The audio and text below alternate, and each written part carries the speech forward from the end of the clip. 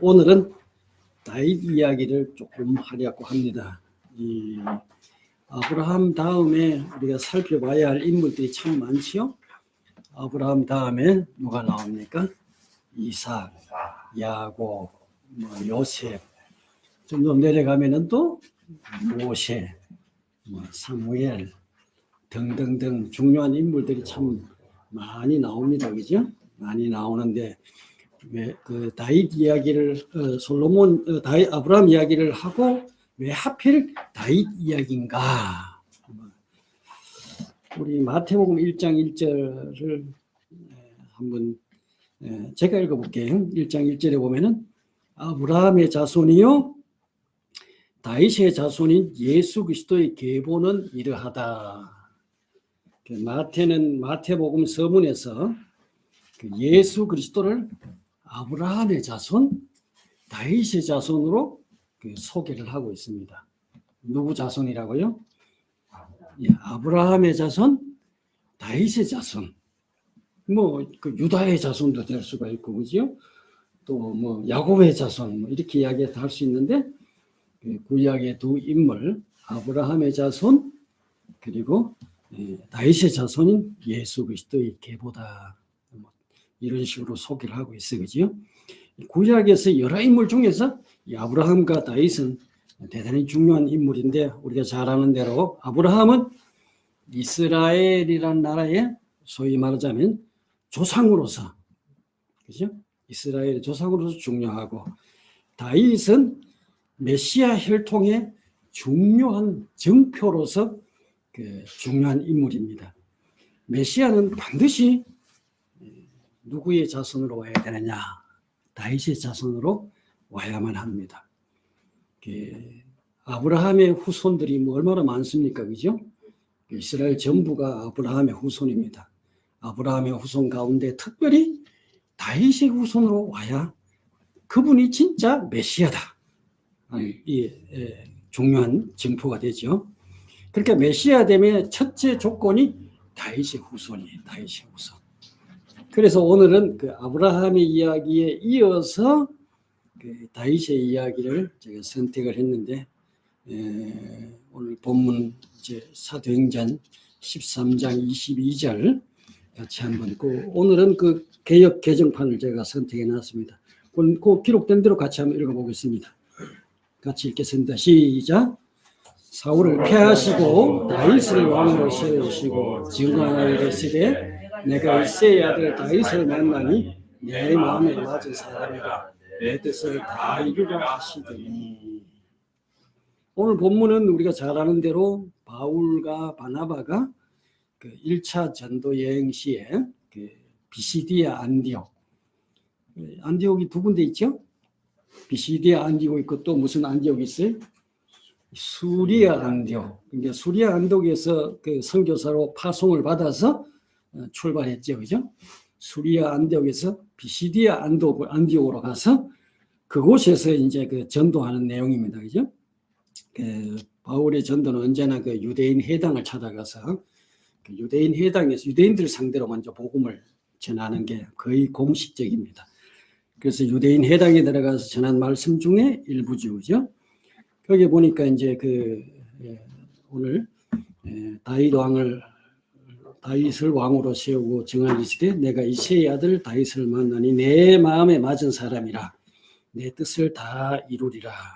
이게 다윗을 통해서 내 뜻을 다 이루겠다.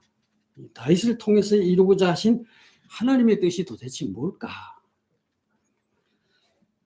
이제 우리가 다윗 이야기를 통해서 한번 그런 내용을 한번 좀 살펴보기를 원합니다. 여러분 다윗 그러면은 다윗 생애에서 하나의 어떤 랜드마크를 찾는다면은 그것이 뭐가 될 것 같아요? 다윗 생애의 가장 중요한 하나의 어떤 도시 중앙에 있는 랜드마크 같은 그런 존재를 찾는다면은 뭐라고 할 수 있겠습니까? 여러분 여러 가지 이야기 할 수 있겠습니다만은 제가 생각할 때는 전쟁이라는 말로 아마 요약할 수 있지 않을까 그런 생각이 됩니다. 다윗은 일평생 동안 전쟁한 사람입니다. 말년에 안정이 되어서 하나님의 성전을 짓고자 했을 때 하나님께서 허락하지 않으시고 그 이유를 이렇게 밝혔습니다. 너는 군인으로서 많은 피를 흘렸으므로 나의 이름을 위하여 성전을 건축할 수 없다.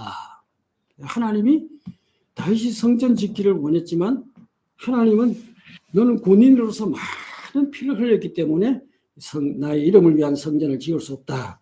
다시 말해서 평화의 집을 짓는데 이 피를 흘린 그 손으로 성전을 짓기에는 부적합하다라는 것이죠. 이 말씀처럼 다윗의 일생을 우리 살펴보면은 그야말로 피 흘리는 전쟁터에서 보낸 사람입니다. 이 전쟁하는 사람 늘 전쟁을 해야 되는데 집에 있을 때 사고 치죠, 그죠? 하여튼 그렇게 치열하게 싸운 결과로 다윗의 나라는 가장 크게 확장되었고 건국 이래 가장 강력한 국가를 만들 수 있었습니다. 이 다윗 때 아마 가장 이스라엘의 황금기를 맞이했죠. 자, 다윗에게 계시된 하나님의 이름만 보아도 그 사실을 알 수 있어요. 이 성경에 계시된 하나님의 이름은 굉장히 중요합니다. 야곱에게 계시된 하나님의 이름은 전능하신 하나님, 그죠? 오늘 이 다윗에게 계시된 하나님의 이름은 만군의 여호와.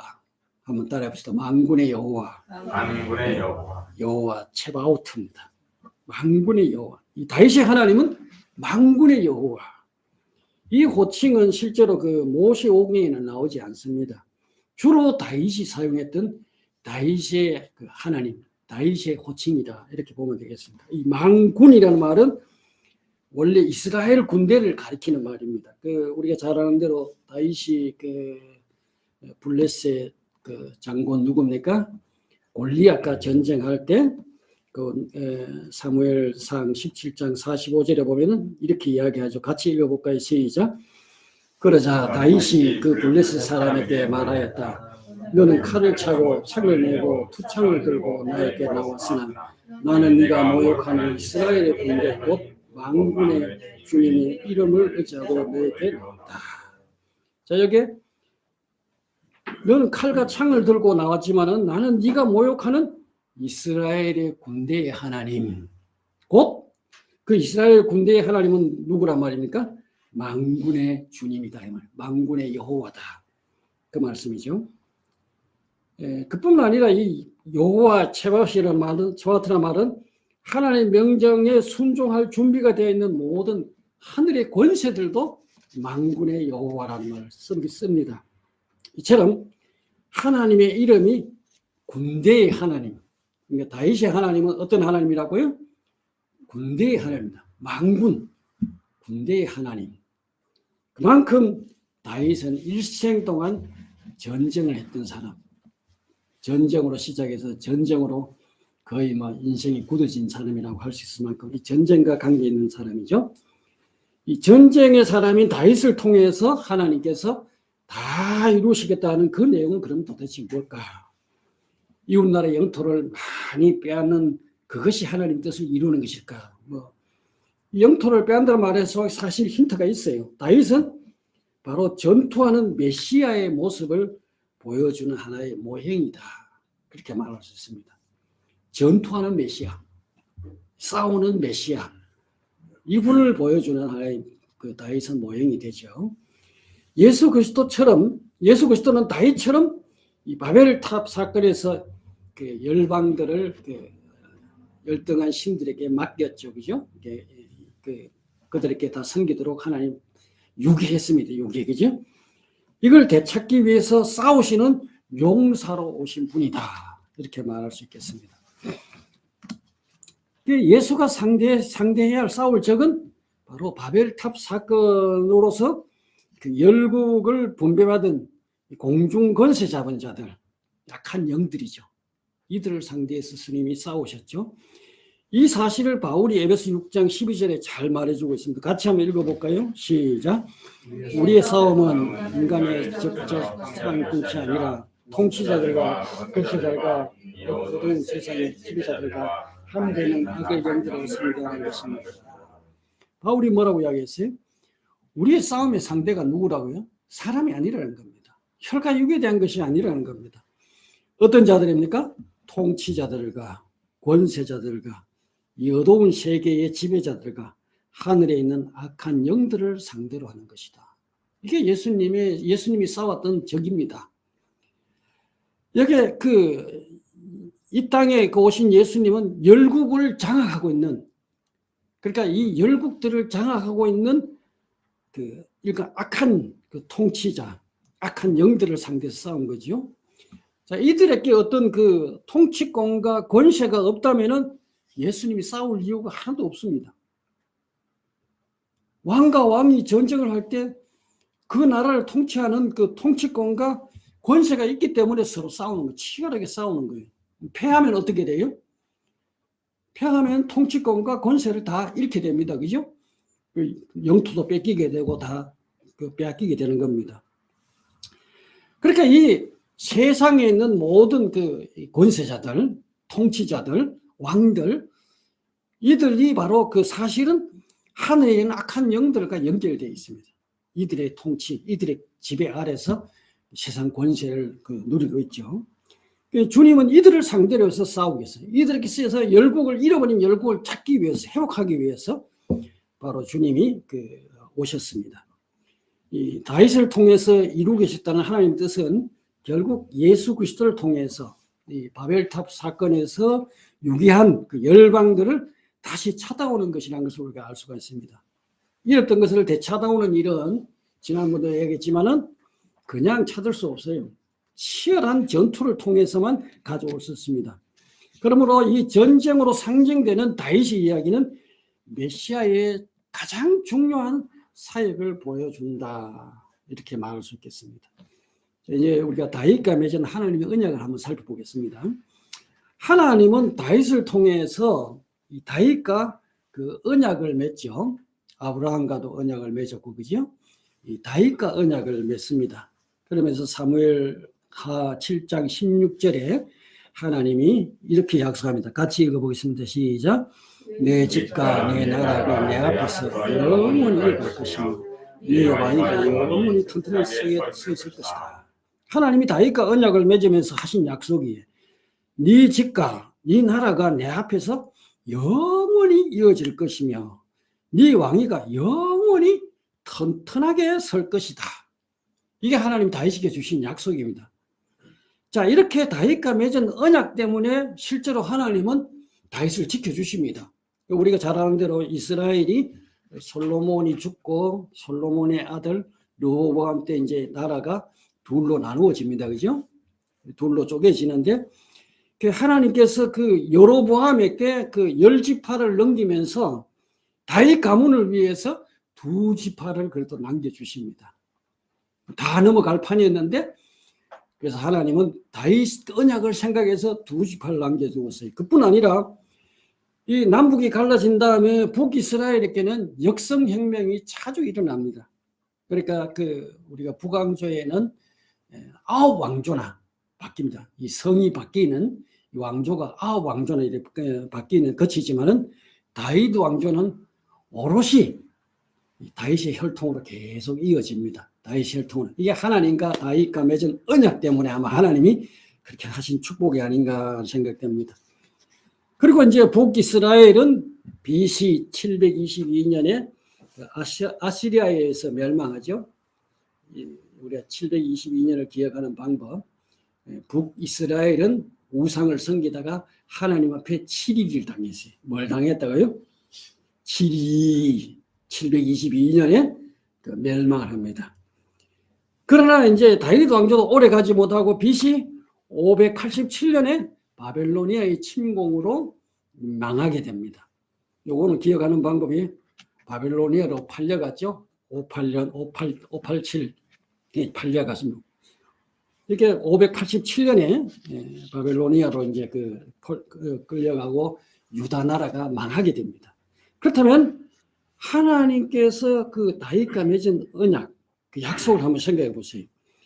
네 나라가 내 앞에서 영원히 이어갈 것이고 네 왕위가 영원히 튼튼히 서게 될 것이라고 약속하셨는데 587년에 망해버렸어요. 그렇다면 하나님께서 다윗께서 하신 이 약속은 그냥 우리 밥 한 끼 먹읍시다 하는 이런 허언입니까? 아니면은 이 하나님이 거짓말한 걸까요? 하나님이 다윗을 상대로 사기친 걸까요? 그렇지 않습니까? 하나님은 그 나라가 영원하다고 그러고 그 왕조가 영원히 이어진다고 하나님이 약속하셨는데 587년에 바벨론에 의해서 망해버렸어요. 그러나 이 하나님의 약속은 절대 거짓말이 아닙니다. 다윗에게 하신 이 약속의 말씀은 장차 다윗의 후손으로 오실 메시아와 그분의 나라가 영원하다는 것을 말씀하시는 겁니다. 아멘. 예수 그리스도는 바로 아브라함의 후손 다윗의 자손으로 오신 것이죠. 마태복음 1장 1절을 아까 봤습니다만 아브라함의 자손이요 다윗의 자손인 예수 그리스도의 계보는 이러하다.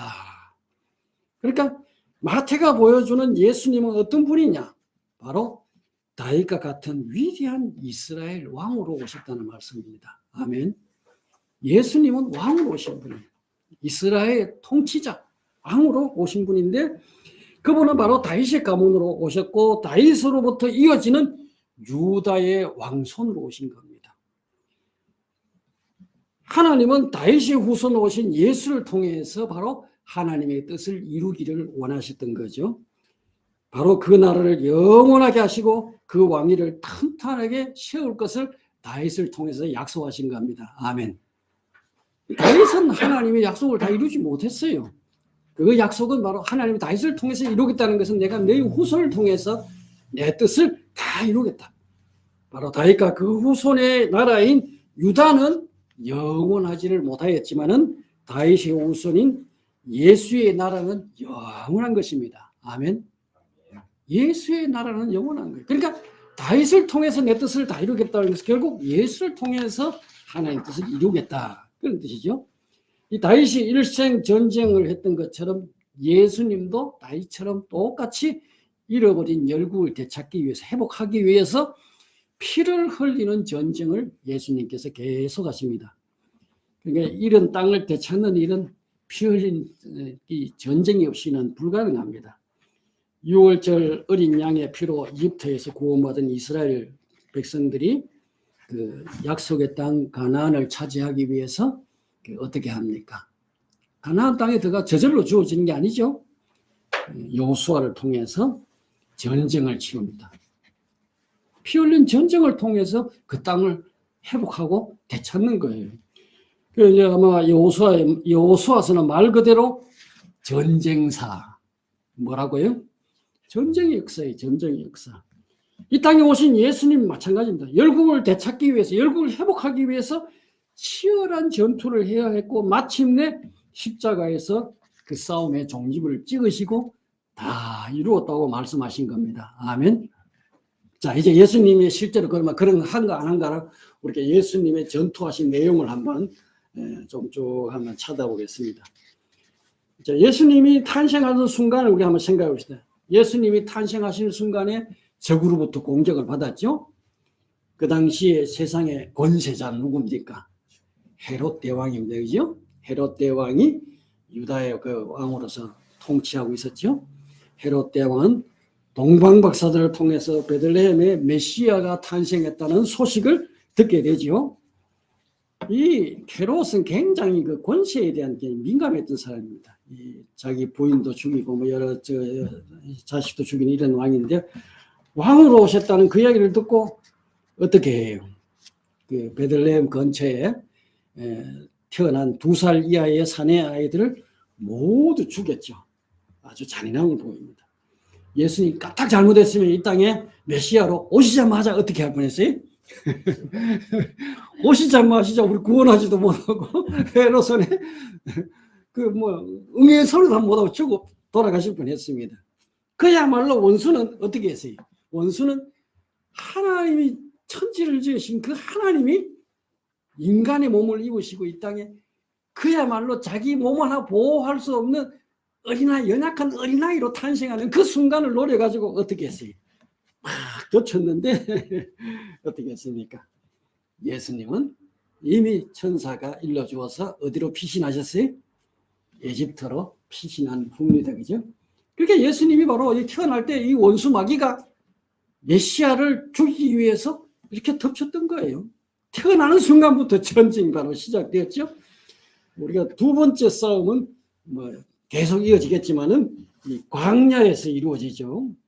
요한에게 이제 침례를 받으시고 광야로 나가셔서 예수님께서 40일간 금식하시면서 죽이셨습니다. 유대인들이 유대 광야에서 몇 년을 보냈어요? 출애굽에서 40년을 보냈듯이 예수님은 유대 광야에서 40일간 금식하셨습니다. 마귀는 이 줄이신 예수님께 나타나서 예수님을 시험해. 원래 시험은 다 거쳐야 돼요. 시험 안 하면 승진 못 합니다.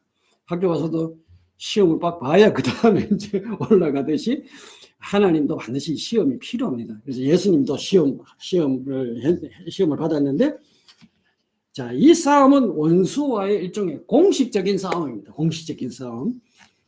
자, 마귀는 심히 굶주린 상태에 있는 예수님을 가장 연약할 때 찾아오셨죠. 그죠? 찾아왔죠? 찾아와가지고 예수님을 시험했습니다. 그 말하고 시험했으니까 한번 여러분 읽어보세요. 시작. 네가 하나님의 아들이거든 이 돌들에게 빵이 되고 말해라. 아주 절실한 문제죠. 현실적인 문제입니다. 그죠? 마귀가 예수님 지금 40일간 굶주렸어요. 40일간 먹지 못하고 줄이신 상태에 있는 예수님께 찾아와가지고 네가 하나님의 아들이거든. 그 마귀는 예수가 누군 걸 알아요? 하나님의 아들인 걸 이미 알고 있습니다. 그죠?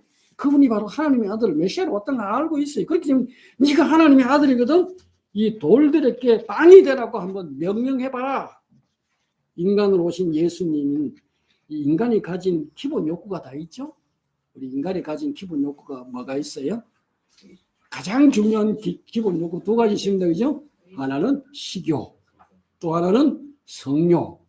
이 인간의 기본 욕구들이에요. 이게 나쁜 거 아닙니다. 배고플 때 밥 먹어야 되고 우리가 뭐 이런 건 다 우리가 그 기본 욕구들이에요.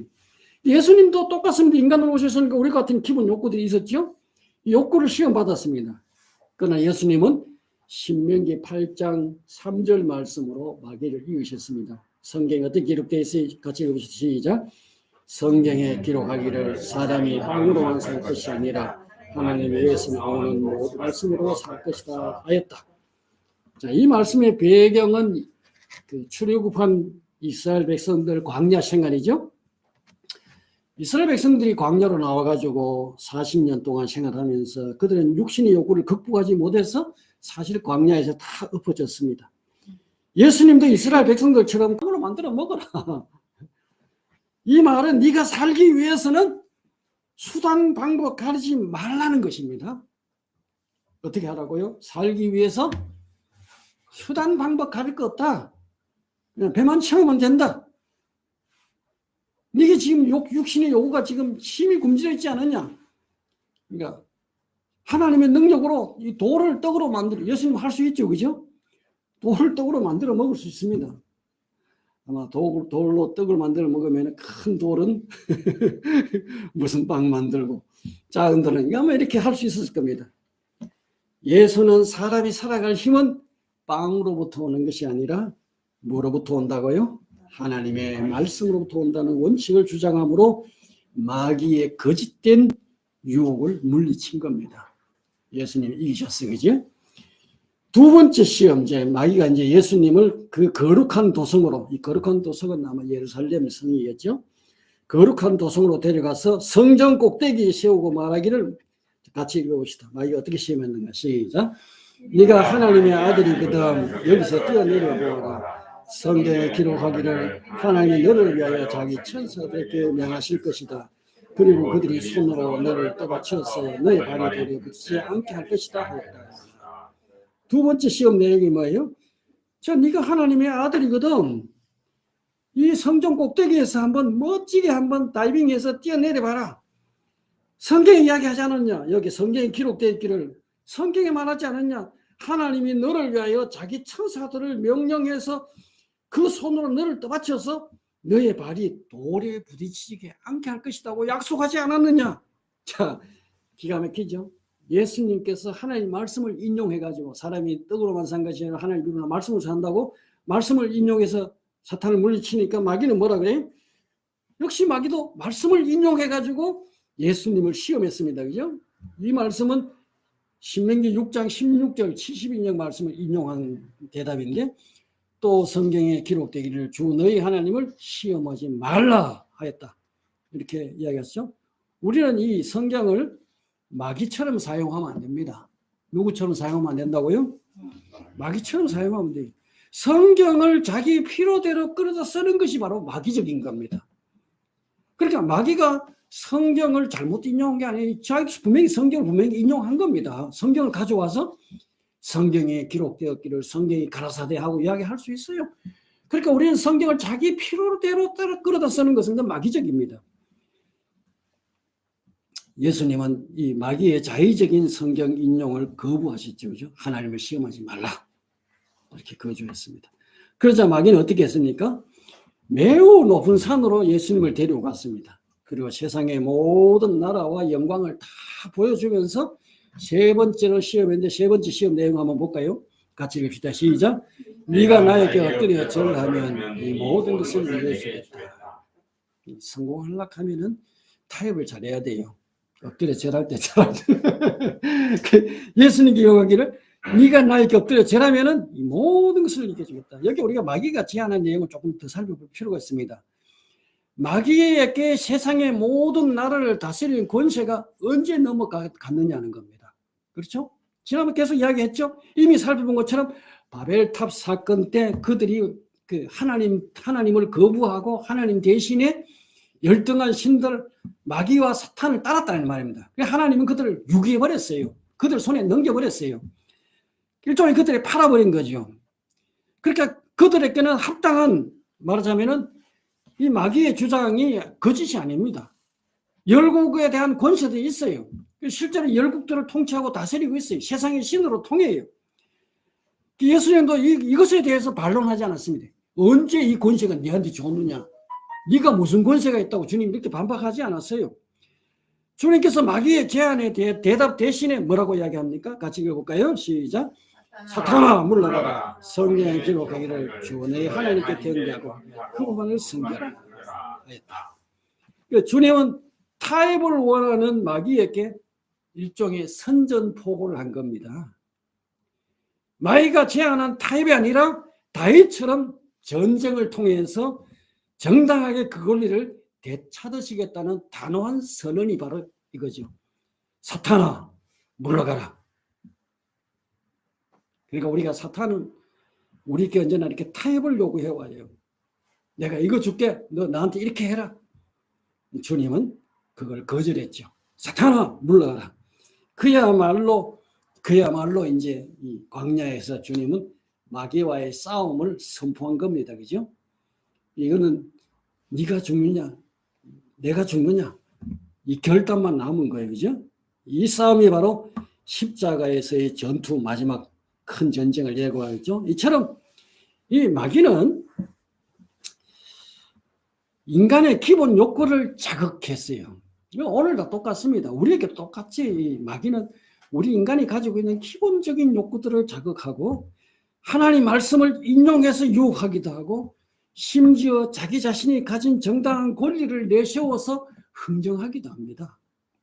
이런 교묘한 방법들 주님은 오로지 하나님 말씀으로 이기셨고 하나님만 섬기기로 결단하셨고 타협이 아니라 전쟁을 통함으로 정명 돌파를 주님이 택하신 거죠. 그죠?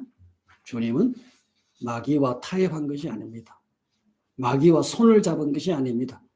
마귀와 협력하기로 한 것이 아니에요. 어떻게 하기로 했다고요? 싸우기로 했다. 아멘. 여러분 우리가 이 세상 살아가면서 똑같습니다.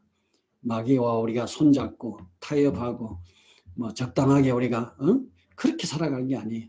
우리는 어떻게 해야 된다고요? 전쟁만이 우리가 돌파할 수 있는 방법입니다. 자, 주님과 마귀의 싸움은 거기서 마귀가 패했다고 끝난 것이 아니에요. 마귀가 도망가고 그 다음에 다시는 주님 앞에 나타나지 않은 게 아니에요.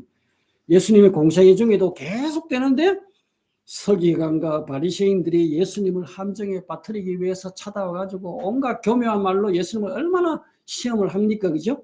그래서 예수님 그들을 갔더니 이겨냈습니다. 문제는 그들이 아니고 때로 마귀는 주님의 가장 사랑하는 제자 주님 주변에 있는 12제자들을 통해서 집요하게 공격해 왔다는 겁니다. 그 중에 몇 가지만 한번 살펴보겠습니다. 마태복음 16장에 보면 예수께서 십자가의 죽음을 이야기하죠. 그죠? 베드로의 신앙 고백이 있고, 그리고 예수님께서 이제 비로소 그때부터 예루살렘 올라가서 고난을 당하고 십자가에 죽을 것을 이야기했습니다. 그때 예수님의 수제자라고 할 수 있는 베드로가 주님을 붙들고 어떻게 이야기합니까? 한번 읽어봅시다. 주님, 안 됩니다. 절대로 주님께 일어나서는 안 됩니다. 얼마나 충실한 제자입니까? 이제 주님을 붙들고 뭐라고 이야기해요? 주님, 안 돼요, 안 돼요. 죽다니요. 절대로 주님께 일어나서는 안 됩니다. 예수님이 죽어버리면 우리는 어떻게 됩니까? 그렇죠? 예수님 보고 어떻게 했어요? 배와 건물을 다 버리고 예수님 따라왔는데, 이제 와가지고 예수님이 뭐라고 그래요? 한 3년 따라다녔는데 이제는 어느 정도 좀 뭔가 할 것 같았는데 예수님이 죽는다고 하니까 베드로가 얼마나 당황했겠어요. 안 됩니다, 주님. 그런 일이 주님께 일어나면 큰일 납니다. 우리는 어떻게 하라고요? 결국은 자기 걱정이죠. 우리는 어떻게 하라고요? 그럴 때 주님께서 베드로를 향해서 뭐라고 말씀했어요? 한번 읽어봅시다. 사탄, 내 뒤로 물러가라. 너는 나에게 걸림돌이다. 너는 하나님 일을 생각하지 않고 하나님을 생각하는구나. 자, 이 보세요. 주님은 베드로를 뭐라고 불렀어요? 사탄이라고 불렀습니다. 그러니까 베드로가 사탄이라는 말은 아니에요. 그러니까 사탄이 예수님을 넘어뜨리기 위해서 누구를 통해서 지금 역사한다는 거예요? 베드로를 통해서 지금 역사하고 있어요. 주님을 위하는 것처럼 하지만 그 사실은 하나님 일을 생각하지 않고 사람의 일만 생각하고 있다는 겁니다. 누구 걱정이에요? 주님 걱정하는 거예요? 자기 걱정하는 거예요? 자기 걱정하는 거지 뭐. 아니, 우리 예수님 따라가면 좀 잘 될 줄 알고 배와 건물도 다 버리고 자기 먹고 사는 모든 거 다 집어 던지고 쫓아왔는데 이제 와가지고 주님이 죽는다고 하니까 이게 무슨 낭패입니까? 이 주님 걱정하는 거 아니에요. 누구 걱정한다고요? 자기 걱정하고 있는 거예요. 여러분도 마찬가지잖아요. 우리 주님을 위해서 모든 거 버리고 헌신하고 따라왔는데 마지막에 그 선생님이 죽는다.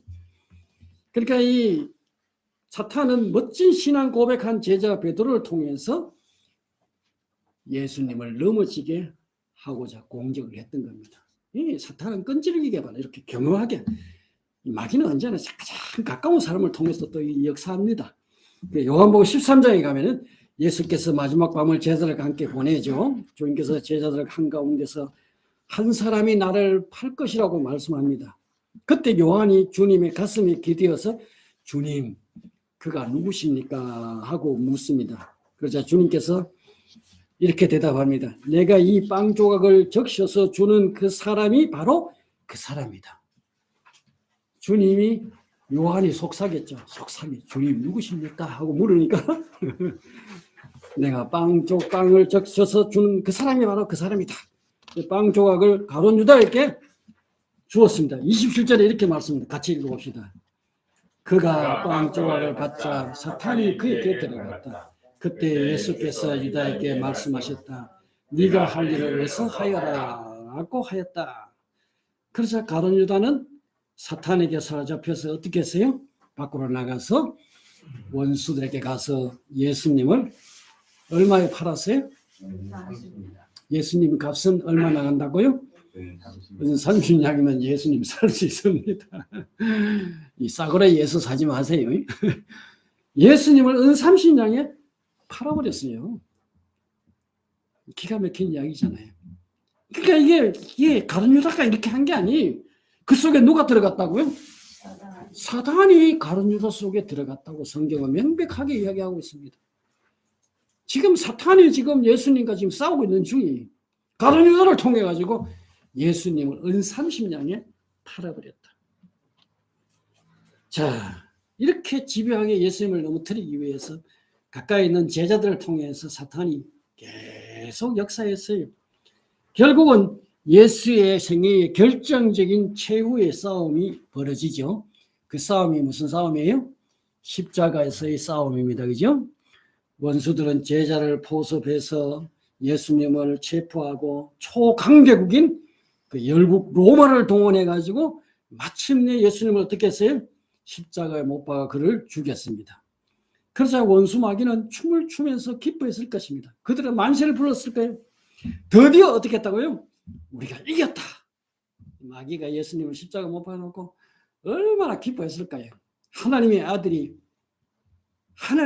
우리의 권세를 빼앗기 위해서 왔는데 드디어 우리가 그를 십자가에 못 박아 죽였다. 누가 이겼어요? 사단이 우리가 이겼다. 춤을 추며 기뻐했을 겁니다. 그러나 예수님은 십자가에 못 박히고 무덤에 장사 지내고 사흘이 되던 새벽에 주님께서 어떻게 하셨어요? 살아나셨습니다. 할렐루야. 부활하셨죠. 예수의 죽음과 부활은 바로 하나님의 숨겨진 비밀이에요. 이건 마귀가 몰라요. 지난번에 이야기했죠. 마귀는 절대로 하나님이 아닙니다. 마귀는 창조적인 능력이 없습니다. 마귀는 모방자입니다. 마귀는 절대로 하나님의 모든 것을 알지 못해요. 그러니까 예수의 죽음과 부활은 하나님의 비밀이었습니다. 마귀는 이 사실을 전혀 몰랐습니다. 그래서 고린도전서 2장 7절 8절에 바울이 이렇게 이야기합니다. 같이 읽어봅시다. 시작. 우리는 비밀로 감추어져 있는 하나님의 지혜를 말합니다. 그것은 하나님께서 우리를 영광스럽게 하시고 영세전에 미리 정한 지혜입니다. 이 세상의 통치자 가운데 이 지혜를 알 사람이 아무도 없습니다. 그들이 알았다면 영광의 주님을 십자가에 못 박지 않으실 것입니다. 이 세상의 통치자와 마귀와 모든 악한 영들이 하나님의 이 비밀을 미리 알았다면 예수님을 절대 십자가에 못 박지 않았을 거예요. 그들은 그걸 알지 못하고 그냥 예수님을 십자가에 못 박아 죽이게 한 다음에서야 우리가 이겼다고 만세를 불렀습니다. 그들이 이걸 알지 못했기 때문에 예수님을 십자가에 못 박았어요. 예수님의 십자가의 죽음은 결과적으로 누구의 파멸을 가져왔어요?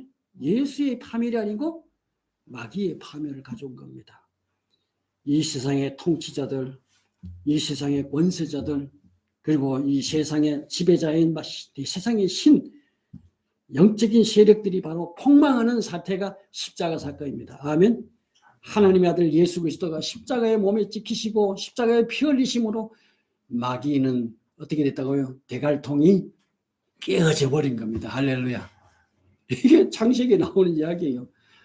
예수님의 발꿈치를 상하게 했지만은 마귀는 예수님의 그 상함으로 인해서 대갈통이 깨어진 겁니다. 할렐루야. 아멘. 여러분 뱀을 우리가 잡아보면 알잖아요. 뱀을 어디에 쳐야 우리가 뱀이 죽어요?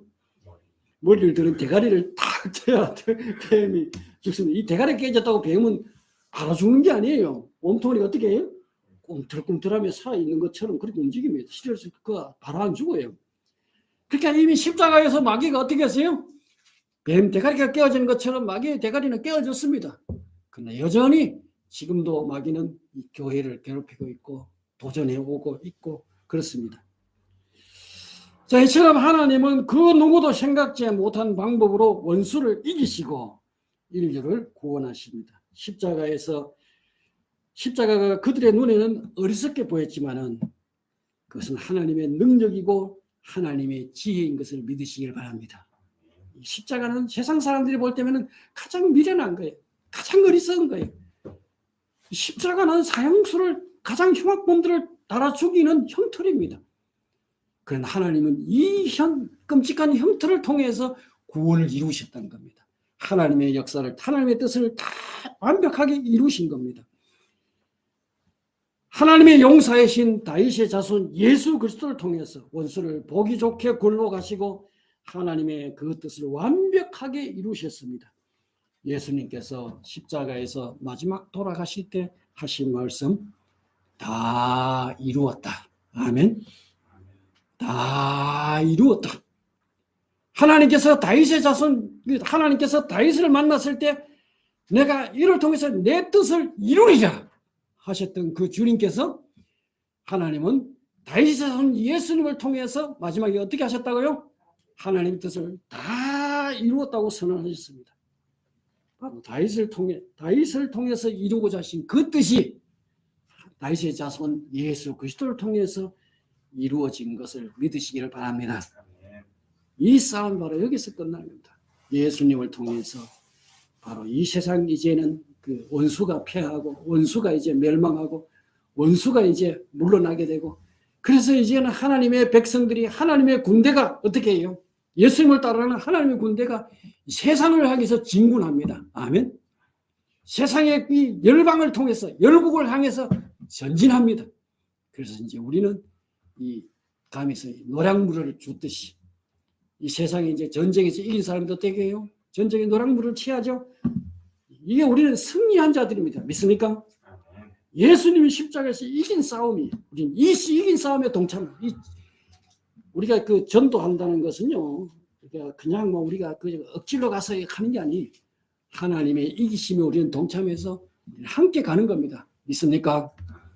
그래서 지금도 이 싸움은 계속되고 있는데 이미 그 싸움은 이긴 싸움이 이 전투 중인 것을 우리가 기억하시기를 바랍니다. 아마 한 가지 더 하고 싶은데 오면 조금 다음에 넘어갑시다. 또 우리 24년 나이 참 오랜만에 하는데 또 길게 하면 또 지어보게 다음 주 안 나오면 큰일 난다, 그지? 우리 정리를 한번 해봅시다. 하나님은 다윗을 통하여 내 뜻을 다 이루겠다고 하셨죠? 이 다윗은 일생을 전쟁하는 용사였습니다. 용사이신 다윗의 하나님은 만군의 여호와 체바오트입니다. 다윗은 열국을 회복하기 위해서 싸우실 예수의 모형이 되시는 분이에요. 메시아는 다윗의 자손으로 오셔서 다윗과 같은 싸우는 전투하는 분이다. 이것을 우리가 알 수 있습니다. 다윗이 싸워서 영토를 확보한 것처럼 그리스도께서 하늘에 있는 악한 영들과 싸워서 열방을 회복하기 위해서 주님이 오셨다는 것을 기억하시길 바랍니다. 예수님이 십자가 싸움으로 다윗에게 약속하신 그 뜻이 다 이루어지셨음을 믿으시길 바랍니다.